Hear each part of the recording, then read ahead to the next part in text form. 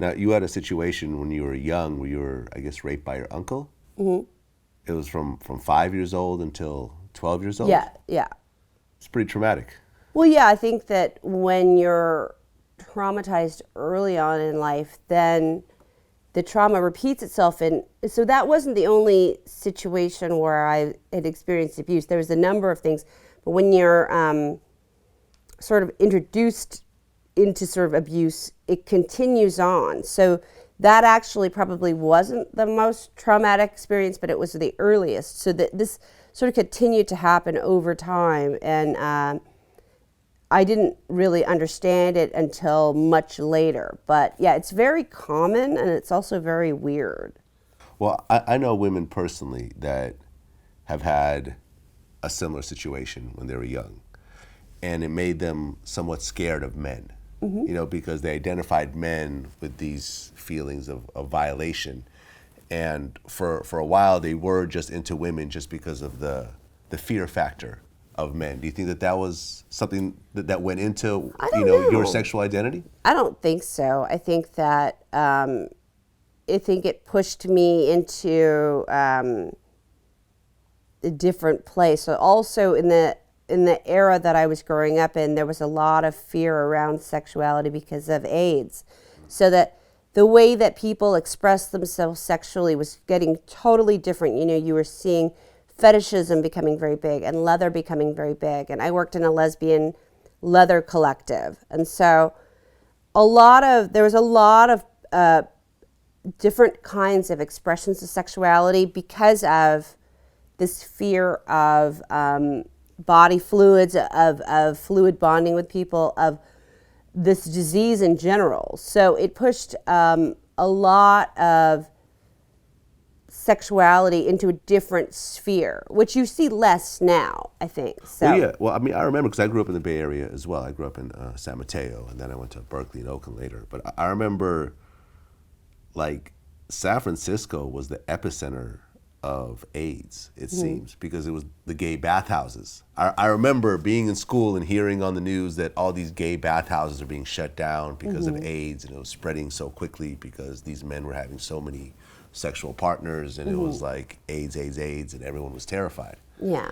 So there's a lot of feelings that you had to find a way to express yourself sexually that wasn't really what we considered sort of normal, although all of it's really pretty normal if you think about it, but it's all like, pushed into a different sphere. So I learned a lot about different kinds of sexuality, and it wasn't about like escaping sort of fear of abuse or fear of men. There was this whole nother world that I sort of dove into that had nothing to do with anything that I grew up around. Gotcha. Now, your uncle, was that your mother's or father's brother? He's not actually related to us. He's by marriage, so it's not really not a blood relative. Like that doesn't really matter. But it's more like, and then the thing is that this kind of stuff happens so much in Korean culture. Like it's actually kind of like this weird.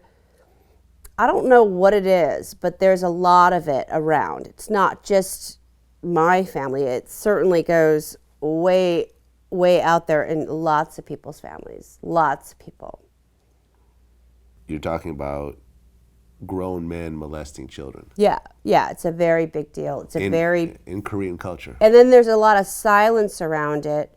I mean, I think it happens in pretty much any culture, but we have a lot of silence around it. Nobody ever talks about abuse. Nobody ever acknowledges it. And if it happened, it's sort of very, people are very shut down about it. But it's a big deal. Well, I know, for example, like in Japanese culture, I'm not very familiar with Korean culture, but in Japanese culture, there's this whole fetish of the schoolgirl thing, to the point where schoolgirls even sell their panties and stuff like that. In a vending machine. Yeah, in vending machines in Japan, which is like, I never got that. That's a situation where I think people get freaky in Japan because it has the lowest rate of actual sexual activity. Like there's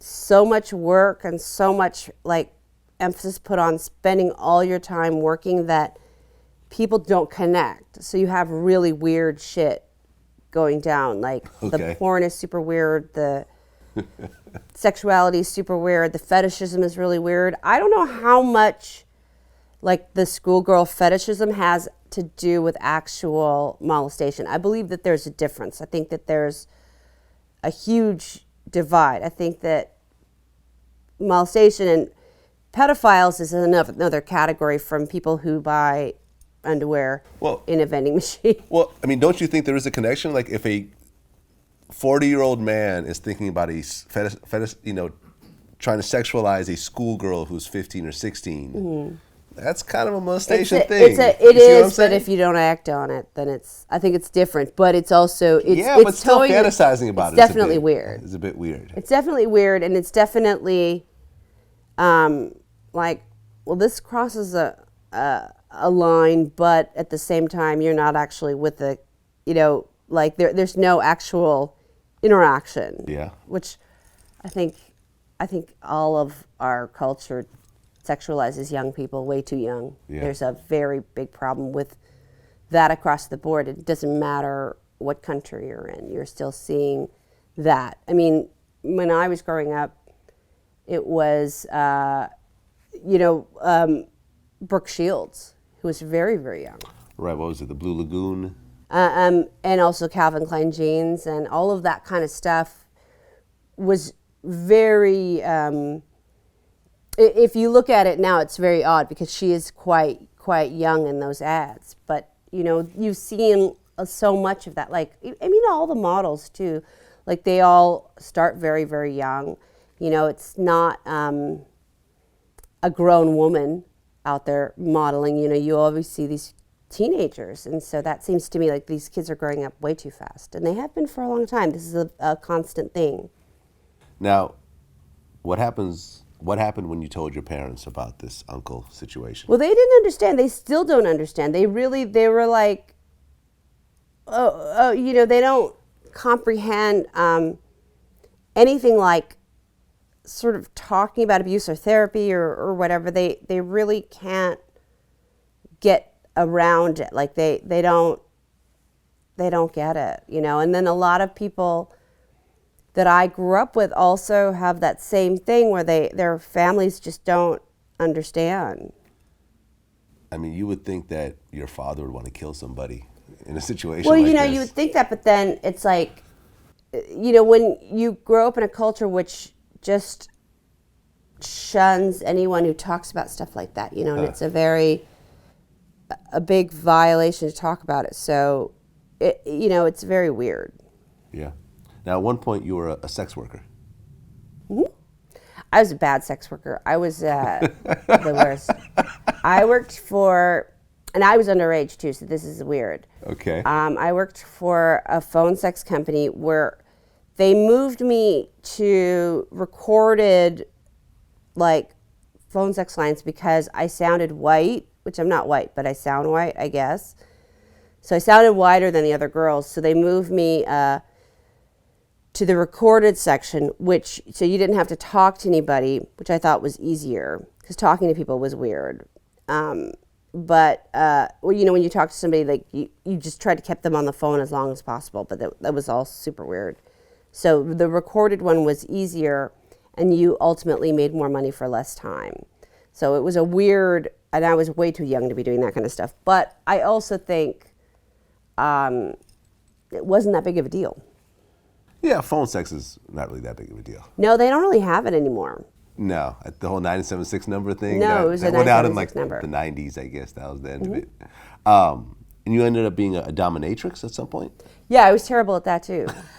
I don't know why I even tried to do this show. And that whole thing is super weird as well. Like, I don't understand, like, how I don't get it, which is bad, but I like all of the aesthetics around it, but I'm not in that world. I don't make any sense because I'm like, why is this important, or why is this a big deal, or what is going?